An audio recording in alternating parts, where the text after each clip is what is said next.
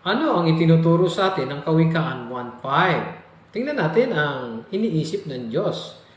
Sabi dito sa Kawikaan, ang taong marunong ay nakikinig at kumukuha ng higit pang instruksyon. Ang taong may unawa ay tumatanggap ng mahusay na patnubay. Mahirap na sa panahon natin ngayon. Maraming tao ang hindi nakikinig. Mas mahalaga sa kanila ang kanilang opinyon, ang kanilang sarili.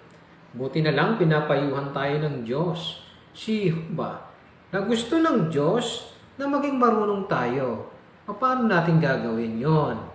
Gusto niya na makinig tayo sa mga opinyon o idea sa mga kaibigan natin na tutulong sa atin na maging mahusay na tao. Ganon din ang mga instruction mula sa Biblia at mga paalaala.